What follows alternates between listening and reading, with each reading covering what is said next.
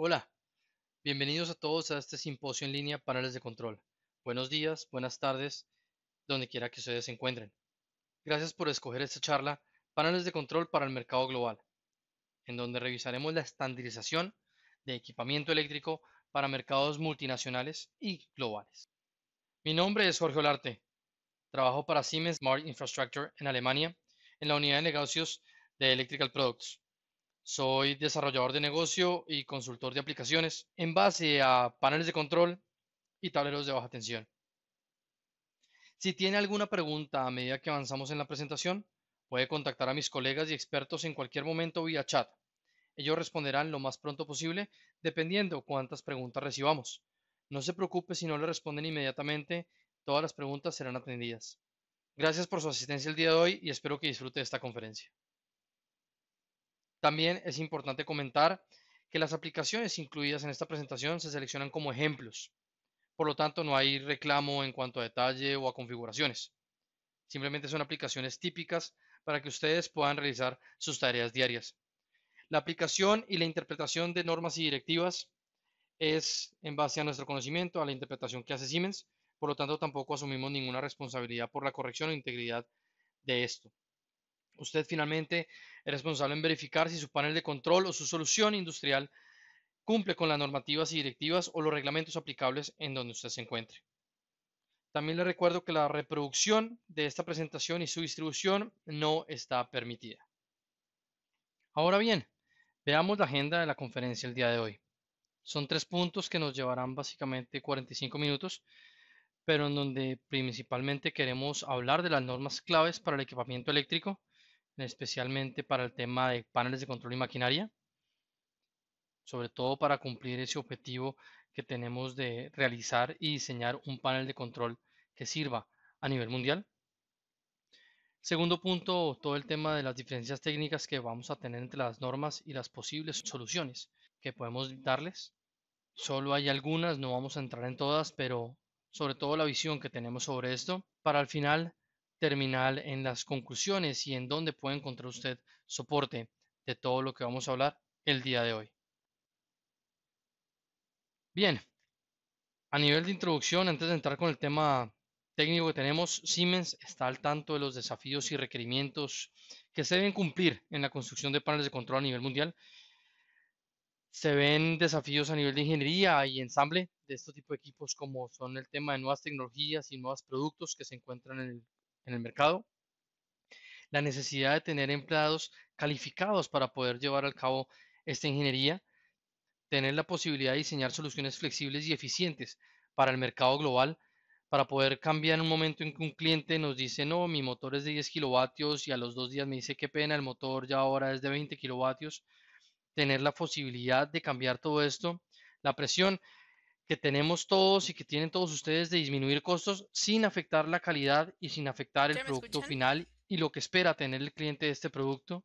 ¿Ya me La nueva escuchan? ola de digitalización, sobre todo en Están la ingeniería eléctrica, que estamos ahí. llevando y que también queremos presentar el día de hoy, así como también el tema de ahorro de tiempos al mercado, ahorro de tiempos de entregas y sobre todo los desafíos que tienen las nuevas o las actuales normas y reglamentos técnicos que hay en cada uno de estos países, sobre todo a nivel de América Latina, en donde cada vez están entrando en más rigor, llamémoslo así, este tipo de normas, y cada vez también nos obliga y los obliga a ustedes, fabricantes, a tener cada vez más cuidado, mayor precaución y mayor conocimiento de estas normas. Inclusive cosas buenas que se han dado es la homologación que se ha venido dando más o menos en todo el tema de normativas internacionales, normativas norteamericanas, como vamos a darnos cuenta del día de hoy, pero de esto hablaremos un poco más adelante.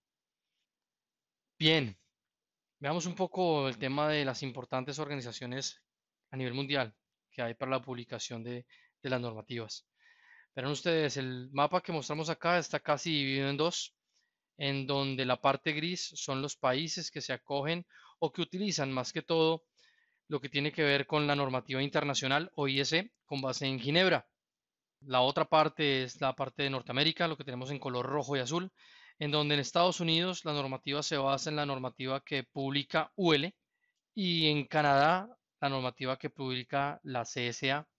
Pero también hay una zona que en este momento llamemos la zona verde, la zona de Latinoamérica, la zona de algunos países en el Medio Oriente, parte de Asia, en donde se ve una mezcla, se ve esa zona de unión entre lo que son las normas norteamericanas y las normas internacionales, en donde esta combinación de estándares aplica y se aplica diferentemente según el cliente, según el segmento vertical al cual ustedes estén brindando una solución, pero en donde también aconsejamos que siempre traten de haber o exista un acuerdo entre cliente y fabricante para que no haya dudas al final de todo esto. En muchos de estos países también ya se encuentran que todas estas normativas tienen consecuencias legales. Las influencias precisamente de las normativas internacionales en lugares como China generan los estándares GB, que son los estándares locales chinos, que realmente son los estándares ISE más los requerimientos adicionales locales que tienen como región, y eso se puede ver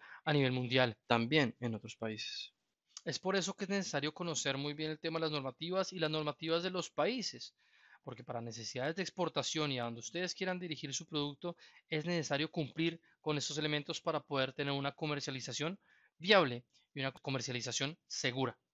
Hablando de este tipo de diferencias de países entre Europa y Norteamérica, veamos un poco en un vistazo las mayores diferencias que se encuentran a nivel normativo en cada una de estas. A nivel de Europa, generalmente las responsabilidades recaen sobre el fabricante y también sobre el operario.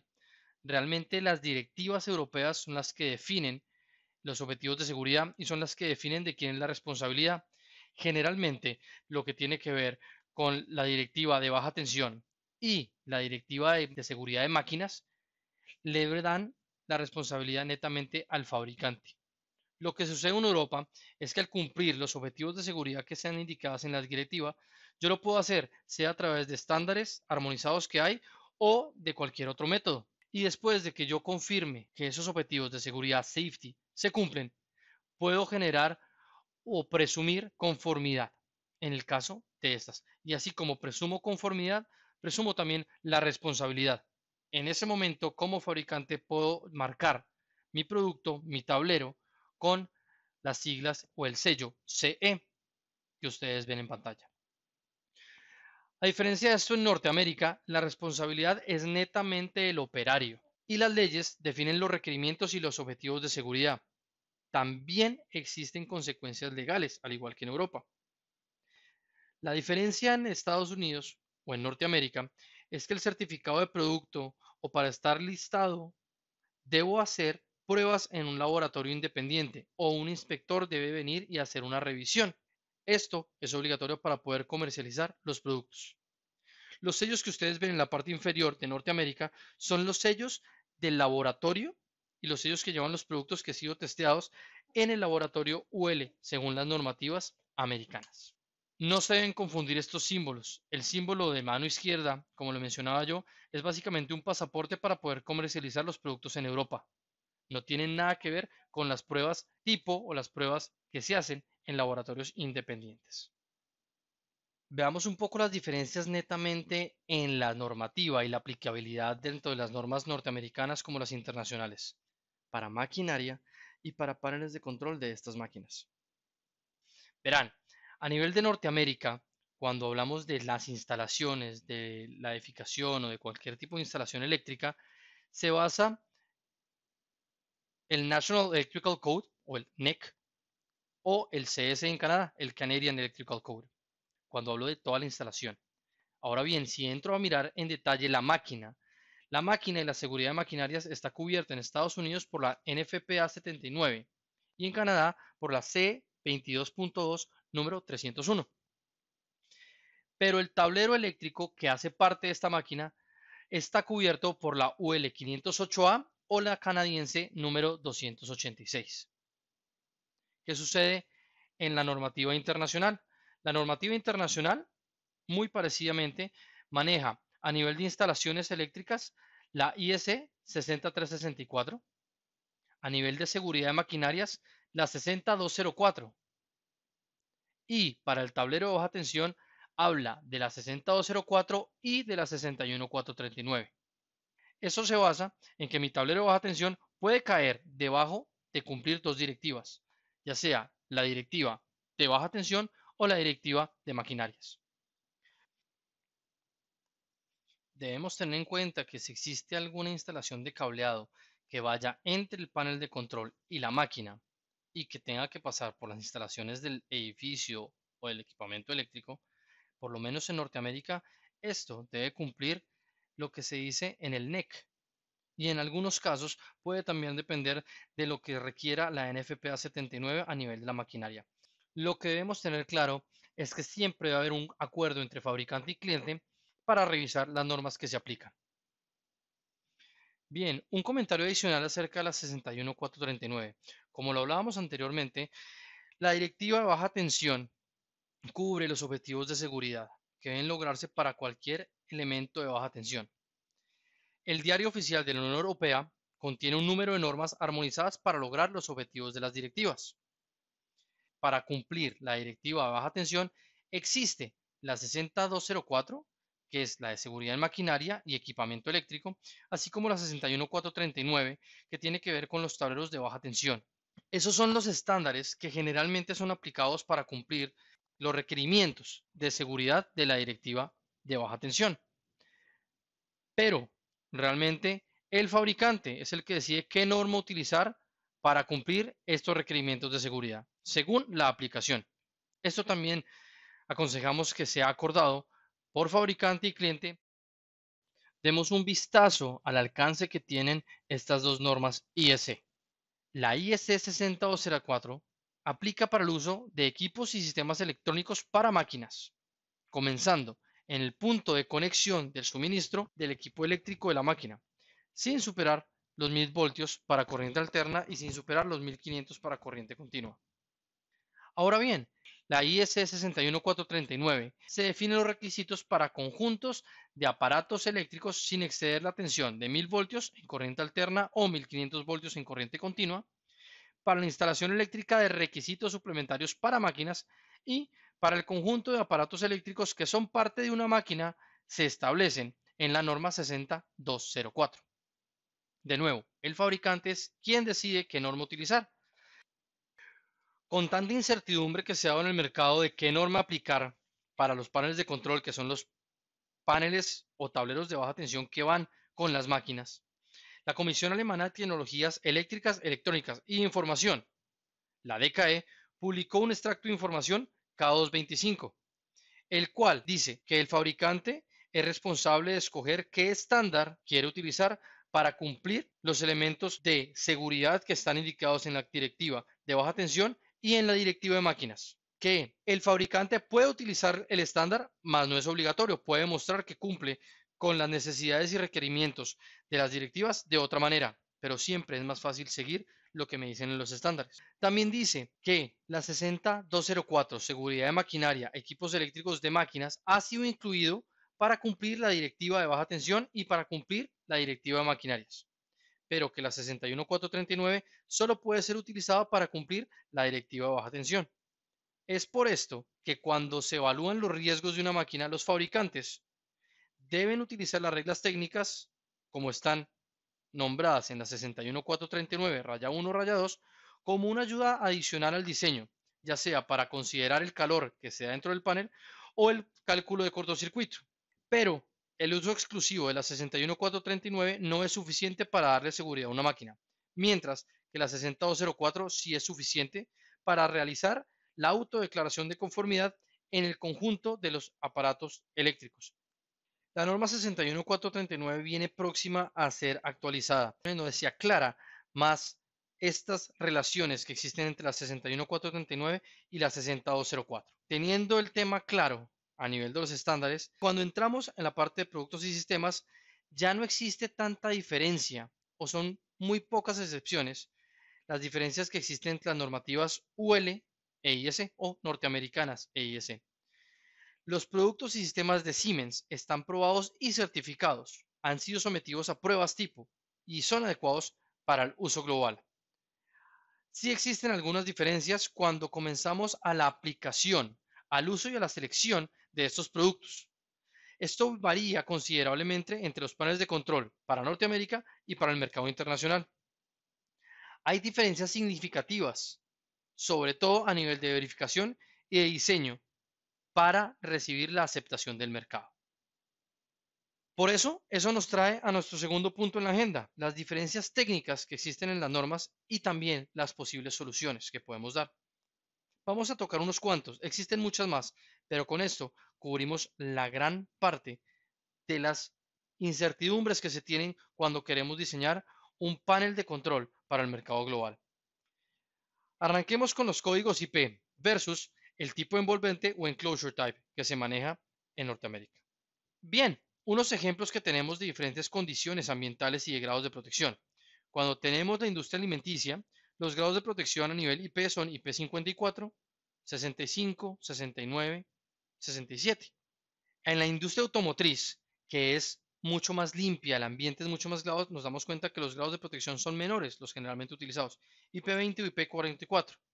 Así como manejamos herramientas para máquinas en donde tenemos mayores grados de polución, los ejemplos de grados de protección en estos son IP 66, 67, 68 y 69K.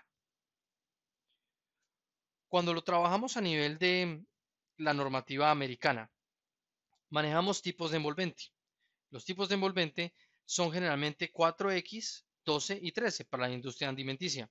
Para la industria automotriz podemos manejar un tipo 1 y para los tipos de envolvente de herramientas maquinaria generalmente se utilizan también altos grados de protección con Type 12 y Type 13.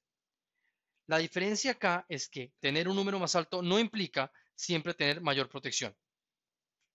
Veamos cómo trabaja esto. La protección IP habla acerca de la protección de ingreso o Ingress Protection.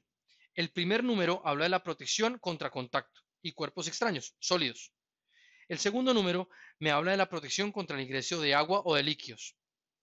En el principio básico de IP o del código IP, mientras más grandes sean los números, mayor es la protección, con excepción de lo que se muestra acá, IP, X7, X8 y X9. Un poco diferente a lo que sucede en Norteamérica. El tipo envolvente que está de acuerdo a la norma UL50E o NEMA 250, a veces también es conocido como un tipo NEMA, pero esa normativa NEMA 250 depende del fabricante. Por eso hablamos de la UL50E. UL es independiente del fabricante y cada grado de protección tiene diferentes propiedades de protección. Un tipo envolvente con un número mayor no significa automáticamente que tenga mayor protección, simplemente que tiene diferentes propiedades en la protección que genera. Veamos un poco en detalle lo que sucede con la protección de IP o IP. Esto está en base a la 60529. Me indica el primer dígito, como lo hablábamos, va del 1 al 6, o puedo utilizar la letra X.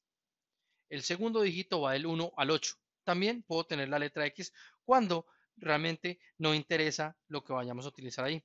Puedo tener dos campos adicionales, dos letras generalmente como opcionales. Ahora bien, ¿qué sucede con los tipos de envolverte en Norteamérica?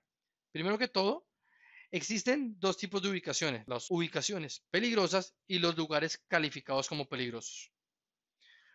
Hablemos un poco de la parte de no peligrosos. Aquí está basado, como lo hablábamos, en la norma 50E y en donde para ubicaciones interiores puedo tener tipos 1, 2, 5, 12, 12K o 13 y para tipos exteriores se recomienda utilizar tipos 3, 3R, 3S, 4, 4X, 6 y 6P. Ahora para explicar un poco más qué quiere decir esto, entremos en un extracto de la tabla 50E o UL50, en donde hablamos del tipo envolvente para uso general. Esta norma 50E es válido para Canadá, para Norteamérica y también para la norma NOM en México. Es la norma oficial mexicana 001. Este es un extracto que tenemos en inglés, pero en donde nos damos cuenta que a mano izquierda explican de qué me protege el encerramiento. Si nos damos cuenta, entre el 4 y el 4X, la diferencia es que la 4X me protege de agentes corrosivos. Si me voy a compararme con la 4X versus la 6 no me protege de los agentes corrosivos como si lo hace la 4X, pero me da una protección para submersión temporal. Bien, entrando un poco en cómo podemos homologar, sea los tipos de envolvente y los tipos de IP, hablamos un poco de lo que nos dice la NFPA 79. Por lo general, el operador especifica el grado de protección en la documentación Y esto se puede verificar. ¿Cómo puedo comparar realmente ellos estos? En la tabla vemos a mano izquierda tengo el primer dígito de mi código IP y al lado derecho tengo mi segundo dígito de mi código IP. En la mitad tengo todo lo que tiene que ver con mis tipos de envolvente. Veamos un ejemplo. Cuando hablamos de A, por ejemplo, quiere decir que si la A se muestra en la mitad de la tabla en donde están los tipos de envolvente, es que cumple con lo que es el primer dígito de mi código IP. Y si tiene la B, es que cumple con el segundo dígito. Démonos cuenta que a veces no están los dos dígitos. Y vamos a un ejemplo. Veamos, por ejemplo, si quiero ver el IP54, a qué se asemeja en los tipos de envolvente. Mi IP54 con el número 5 en el primer dígito quiere decir que puede ser 3, 3S, 4, 4X, 5, 6, 6P, 12, 12K y 13, como lo vemos en la tabla. Pero si me voy por el 4, que es el segundo número que tengo, me indica que no me sirve el 3R, pero sí me sirven 3, 3S, 4, 4X, 5, 6, 6P, 12, 12K y 13. Lo que tenemos que tener en cuenta es que si yo me quiero devolver, no es lo mismo. Es decir, pasar de enclosure type o de tipo de envolvente a IP, debo manejarla de una manera diferente. Entonces, los aconsejamos siempre a que utilicen componentes que están testeados tanto en IP como en la protección de envolvente. Veamos un ejemplo. En base a IEC y hablando de la 61439, pensemos que tenemos un gabinete vacío, el cual tiene protección IP grado 40 y tengo una parada de emergencia Siemens SiriusAct con protección IP69. El resultado de estos dos es que voy a tener un conjunto, una protección de IP40. Ahora bien, esto también se necesita para la verificación del diseño según la IEC 61439, el grado de protección de la envolvente. ¿Qué sucede a nivel de Norteamérica? Acá se pone un poco confuso el tema. ¿Por qué? Porque yo puedo tener mis elementos de protección que cumplen, según la certificación, con diferentes tipos, como ustedes lo ven acá. Mi elemento que voy a montar, esta lámpara de señalización, tiene un tipo envolvente 1, 2, 3, 3R, 4, 4X y 12. ¿Bien? Y resulta que según lo que yo quiera montar, tengo un tablero vacío, con lo que ustedes ven en la tabla, tengo el componente, en este caso, en conjunto me dan temas diferentes. Obvio, uno supone, bueno, si yo tengo un componente 4X y lo voy a poner dentro de un tablero vacío 4X, el conjunto es un 4X.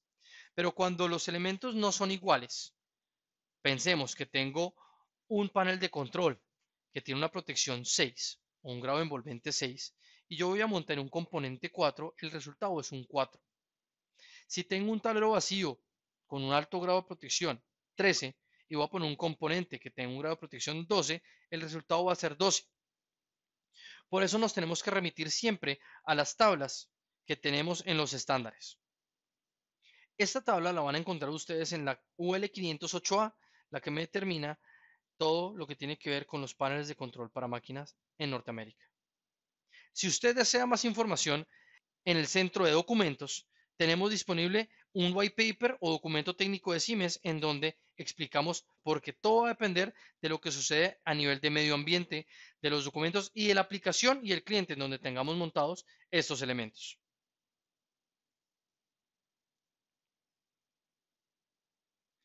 Bien, esto nos trae al siguiente tema, el código de colores para identificar cableados. Y bueno, esto que ustedes ven acá son muchos colores y lastimosamente los colores que se utilizan en Norteamérica son diferentes a los que se utilizan a nivel internacional. No solamente esto, los tamaños de los cableados también son diferentes. ¿Por qué razón? Porque en Norteamérica se basa una nomenclatura AWG que tiene que ver con American Wide Gauge, medidas en pulgadas. En IEC las medidas se hacen en milímetros cuadrados, lo cual es una gran diferencia. Veamos cómo se pueden alinear las diferencias que existen a nivel de colores en estas dos normas. Empezando por el conductor protector o el conductor de tierra. Pensemos en este ejemplo que la forma, marca o color del conductor de tierra o de protección debe ser siempre distinguido claramente de los otros conductores. Solo se identifica por el color y la combinación de ese color tanto en UL como en IS es verde-amarillo. Generalmente debe estar a lo largo de toda la longitud del cable y deben utilizarse cables de cobre si es posible. Pero hay ciertas excepciones. Si el conductor de tierra o de protección se puede identificar fácilmente por su forma, configuración o ubicación, si está aislado y por lo tanto no se puede acceder, o si es parte de un cable multipolar, no se requiere que la codificación de colores esté a lo largo de toda la longitud. Podemos hacerlo simplemente con una franja, como lo vemos acá en la imagen, en donde tengo el barraje a tierra con una codificación en una franja lateral. Y es típicamente aceptado para cualquier tipo de mercado. Para darles otro ejemplo en cómo también se combinan todo esto, hablemos un poquito de las terminales de cableado en campo. Verde-amarillo es totalmente aceptado a nivel mundial. Estas terminales de campo se deben marcar con la temperatura, se deben indicar también el par de apriete o el torque con el cual yo voy a apretar. En este caso pues son de resorte o cage clamp, por ende no es necesario indicarlo y siempre es necesario marcarlas, sea por tierra, toma tierra o con letras G, GRD, GR, GND, ground, y se permite utilizar el símbolo IS de tierra. Ya se acepta a nivel UL y a nivel internacional. Estas son formas de cumplir con las necesidades y las identificaciones que hay que tener con todo lo que tiene que ver con las terminales de campo, de tierra y parrajes que tenemos en nuestros tableros. Bien, hablemos de otro tema que a veces puede confundir a la gente y es el tema de la capacidad de cortocircuito, tanto para IS como para la UL. Bien, pensemos en que tenemos un transformador de entrada y por qué también se debe especificar la resistencia al cortocircuito. Pensemos que tenemos esta fuente y la fuente tiene, por ejemplo, una falla trifásica de 82 kiloamperios. Bien, justo en el secundario, esa es la corriente trifásica disponible de falla del transformador. Ahora bien, después de 10 metros, en donde yo utilizo un cableado, voy a tener mi panel de control. Y en ese punto de conexión, ya la corriente de cortocircuito disponible es solamente de 61 kiloamperios. La razón, que se ha disminuido y se ha atenuado el cortocircuito debido al cable que estoy utilizando. Tengámoslo en cuenta. Esto quiere decir que el panel de control que yo voy a utilizar mínimo debe cubrir 61 kiloamperios en ese punto de conexión. Si yo utilizo una placa de características en donde me indica que el panel de control solo puede proteger o tiene un máximo de cortocircuito hasta 50 kiloamperios, esto no me va a proteger, se va a explotar mi tablero. En cambio, si yo tengo un panel de control con una placa de características que me dice que yo cumplo 65 y cubro 65 kiloamperios, puedo sin ningún problema trabajar este tablero de control, este panel de control en esa instalación. Ahora bien, ¿cómo se determina esa capacidad de cortocircuito en el panel de control? Porque es diferente para Europa y para América. Para Norteamérica, los pasos para determinar el SCCR, que es el Short Circuit Current Rating, es decir, la capacidad de cortocircuito, está dada en conformidad con la UL 508A y simplemente debe uno realizar tres pasos. El primer paso es identificar las capacidades de corto de los componentes instalados por separado con su certificación, aquí utilizando los valores estándar. El segundo paso, que es opcional, pero es muy usual, es utilizar las combinaciones de alto potencia y de altos cortocircuitos. Las combinaciones son un conjunto de aparatos que han sido probados y testeados para tener capacidades de corto mucho más altas, como un arranque o una combinación 3RA22, como lo que ustedes ven. Guardamotor, contactor. También fusibles y bornas portafusibles o seccionador con fusibles y variador, así como también tenemos combinaciones de guardamotor, contactor y relevo de sobrecarga. El tercer paso es opcional y da a condiciones especiales, donde tenemos el uso de dispositivos de limitación de corriente, como pueden ser interruptores de caja moldeada, transformadores y fusibles únicamente. Es muy importante recordar que las combinaciones en prueba tipo que hemos efectuado las van a encontrar ustedes más adelante en la presentación y en un link que tenemos para ustedes, así como también en el centro de documentos. ¿Qué sucede a nivel internacional y en Europa con la IS 61439? Acá es mucho más complicado que a nivel estadounidense. Acá lo tenemos que demostrar sea por comparación con un diseño de referencia, es decir, debemos hacer pruebas destructivas y según esto hacer las referencias de los diseños. Y como estas son pruebas destructivas, también se trata de evitar, sobre todo porque para paneles de control no necesariamente se necesitan unos niveles de cortocircuito tan altos. Entonces, la 61439 me dice que para paneles de control con corriente nominal de resistencia a corto plazo o con capacidad de cortocircuito menor a 10 kiloamperios, simplemente lo debo poner en la placa. Ahora bien, también me lo permite ahorrarme estas pruebas destructivas para paneles de control o circuitos protegidos por dispositivos limitadores de corriente en donde la corriente de paso no sobrepasa los 17 kiloamperios a la corriente de cortocircuito en potencia máxima permitida. Y también me lo permite para los circuitos auxiliares. Para acá expliquemos un poco lo que sucede, sobre todo esta de corriente con paso a 17 kiloamperios. Imaginemos que tenemos un interruptor caja moldeada 3BA y tenemos estas pruebas ya efectuadas. En Siemens ya hemos realizado estas pruebas y tenemos la verificación de la resistencia a cortocircuito según la 61439, en especial para los interruptores de caja moldeada 3BA que cumplen la corriente de paso hasta 17 kiloamperios. Esta tabla toma las características del disyuntor de la caja moldeada para limitación de corriente de un voltaje hasta 415 voltios. Puede encontrar más información también en el centro de documentos. Cuando está en OK en la tabla, no necesita realizar ninguna prueba adicional. Si la corriente de cortocircuito esperada no excede los kiloamperios, no se requiere prueba adicional. Y si tenemos el vino tinto, necesitamos pruebas adicionales.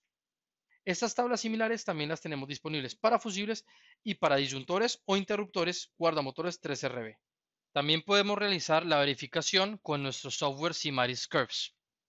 Aquí podemos ver las curvas de disparo y sobre todo también las curvas de paso de cortocircuito. Aquí, por ejemplo, tenemos un fusible 3NA, el cual voy a utilizar a 200 amperios y cuya capacidad de ruptura es de 120 kiloamperios. La curva de paso me indica que para una instalación a 50 kiloamperios, el paso permitido por este fusible es de 16.2 kiloamperios. Por ende, estoy por debajo de 17 kiloamperios. No se requiere una verificación adicional. Lo mismo sucede con los guardamotores o interruptores automáticos 3RB2. Acá tenemos un ejemplo de un equipo de 32 amperios y cuya capacidad de corto es de 100 kiloamperios. Con la herramienta Simaris Curves, que está avalada según la 61439, me indica que en la instalación donde yo voy a tener 100 kiloamperios, el paso permitido por este equipo es tan solo de 14.2 kiloamperios. Por ende, de nuevo, está por debajo a los 17 kiloamperios que indica la norma y no requiero una verificación a la resistencia adicional. Asimismo, imaginemos que tengo esta derivación a motor 3RA2, combinación de guardamotor con contactor. Estos elementos en combinación, como lo hablamos anteriormente, fueron probados y testeados, tanto a tensiones norteamericanas como a tensiones europeas, en donde podemos cubrir hasta 100 kiloamperios a 240 voltios, 65 kiloamperios a 480 o 30 kiloamperios a 600 en normativa y pruebas norteamericanas. Cuando hablamos de la normativa europea, la IS 60947, me dice que puedo llegar hasta 150 kiloamperios a 400 voltios, 100 kiloamperios a 500 y a 690 voltios. La resistencia a los cortocircuitos de los conjuntos pueden variar ampliamente si nos damos cuenta, pero siempre es aconsejable determinar y especificar la intensidad de este cortocircuito según las normas que cubren los paneles de control 61439 y la UL 508A por separado, ya que ambos métodos como resultado pueden diferir significativamente. Bien, nuestro siguiente tema, distancias de aislamiento, que también las escuchamos en inglés como clearance y creepage. Expliquémoslos un poco acá. La separación que yo tengo de aire es lo que vamos a llamar clearance. Y la distancia de aislamiento es la distancia lineal que tenemos entre las dos fases. Hay que hacer una diferenciación en los circuitos de Norteamérica, y es la diferencia entre lo que llamamos un feeder o acometida y los ramales, como lo vemos en la mano derecha.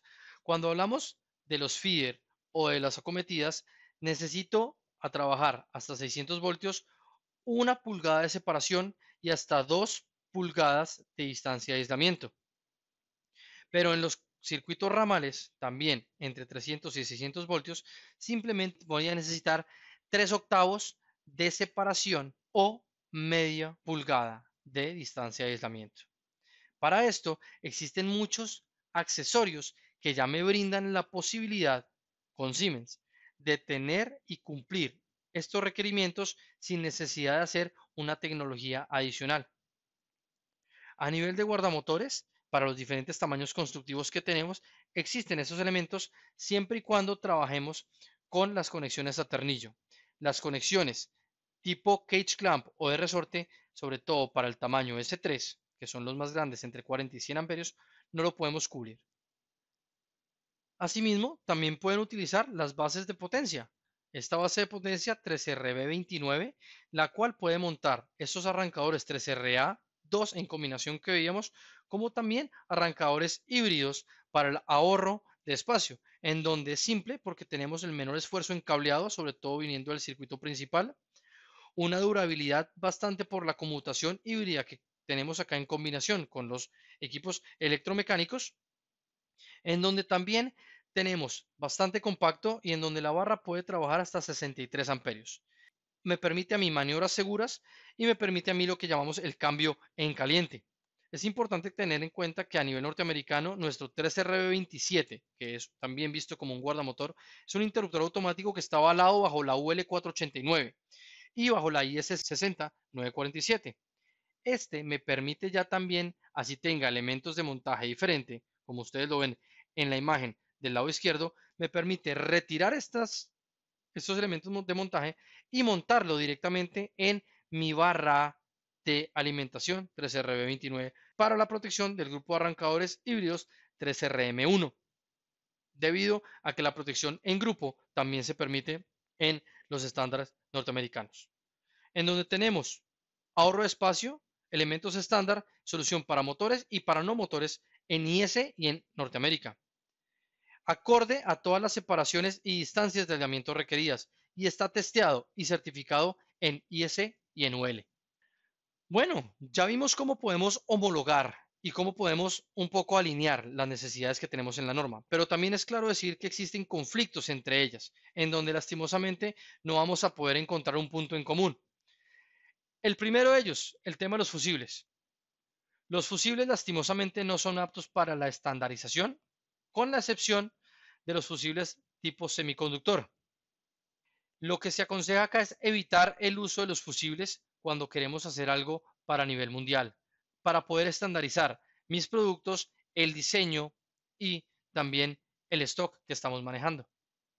Lastimosamente, los tipos de fusibles que se han utilizado a nivel internacional en Europa y en Norteamérica son bastante diferentes en su tipo de construcción y en su tipo de instalación. Y es por eso que este es uno de los grandes conflictos que tenemos en nuestros estándares y normativas. La excepción de lo que hablábamos es precisamente los fusibles tipo semiconductor. Son UL reconocidos, están dentro de las listas de UL y están certificados bajo IS y obviamente UL. Bajo la norma americana, estos son aptos para propósito especial y solo deben ser usados cuando hayan sido testeados y certificados para este uso. Generalmente, estos fusibles 3NE1 han sido probados para tener una protección a los variadores de frecuencia Siemens y ser utilizados en nuestro circuito ramal y está acorde con la UL y con la IS. Típicamente esta información lo van a encontrar en el manual de instrucciones del fabricante de los variadores. Otro de los conflictos que también viene es todo lo que tiene que ver con la protección a personas. A nivel de Norteamérica, con la protección a tierra, básicamente, o el circuito para protección a tierra, y en IEC, donde se utilizan las corrientes residuales. Generalmente, esto se da cuando tenemos enchufes o conexiones o clavijas, como las que ustedes ven, dentro de estos elementos. Obviamente, una clavija para Europa no puede ser nunca utilizada en un tablero eléctrico que va para Norteamérica. Las clavijas son totalmente diferentes. Y también el montaje es diferente. Si ustedes se dan cuenta, al lado izquierdo, en las tomas que tenemos inclusive en toda Latinoamérica y en Norteamérica, si el enchufe se sale un poco, es posible tener contacto con los conectores que yo tengo en los elementos. Y es riesgoso. A nivel europeo, si se desconecta un poco el cable que está ahí conectado, no hay posibilidad de contacto y es por eso que no es tan rígida la protección a nivel europeo. Las protecciones que se necesitan son totalmente diferentes. A nivel de Norteamérica, podemos tener un interruptor de protección diferencial acorde a la UL 943, un polo a 120 voltios en AC o dos polos, un polo entre 15 y 30 amperios que me permita también la protección de 10 kiloamperios o dos polos hasta 22 kiloamperios. Clase A, 5000 amperios. En cambio, las corrientes residuales para protección de personas básicamente me dicen que es neutro más un polo tipo A hasta 30.000 amperios montado en base hasta 10 amperios y con una tensión solamente hasta 230 voltios. Se aconseja el retrofit de enchufes para el mantenimiento en Estados Unidos y se aconseja que si se requiere tener una clavija o un enchufe para energizar algo para mantenimiento, se utilicen las de la instalación en el edificio. Tratar de evitar estas conexiones también me permite a mí llegar a tener una estandarización en mi tablero. Existe la posibilidad de evitar este interruptor de protección diferencial GSI en Norteamérica y es indicar especialmente que este clavija o que este conector o enchufe únicamente debe utilizarse para propósito de servicio o mantenimiento, como lo mencionamos y como se ve en la imagen. Si eso se realiza, no se debe utilizar ese interruptor de protección diferencial. Bien, entrando al cierre de esta conferencia, veamos un poco el resumen, las conclusiones y dónde pueden encontrar ustedes soporte a todo lo que hemos hablado el día de hoy. Realmente es posible tener un alto grado de estandarización para el equipamiento eléctrico de las máquinas, como lo hemos visto el día de hoy. Casi todos los productos y sistemas Siemens están certificados para un mercado global. Se pueden utilizar en cualquier sitio a nivel mundial. Pero también debemos tener en cuenta que el dimensionamiento, la verificación, el uso de estos elementos, sin embargo, sí presentan grandes diferencias. Para tener más información de estos elementos y técnicamente estar informado de lo último que sucede en paneles de control y maquinaria, yo los invito a que visiten nuestro web de paneles de control, que anteriormente era www.siemens.com/controlpanel y donde estamos haciendo el lanzamiento hoy en vivo de nuestra página en español, www.siemens.es/paneles de control. Encuentre todos los elementos necesarios para tener el camino sencillo a los paneles de control optimizados, para poder optimizar su construcción, su ensamble, su ingeniería y cada vez más llegar a tener mejores soluciones para el mercado. Los invito a que si tienen preguntas, hable con los expertos en el chat. Aún estamos respondiendo las últimas preguntas que han hecho. Por favor, tengan un poco de paciencia. Vamos a responderlas todas. También visite nuestra web. Va a encontrar mucha información técnica solamente enfocada a paneles de control y maquinaria. Y aproveche para contactar a los expertos de Siemens y de nuestros partners hoy en el simposio que tenemos. Muchas gracias por su asistencia y quedamos en contacto. Vamos a estar acá más tiempo para estar revisando lo que tenemos que ver de los chats y por favor, disfrute el día de nuestro simposio.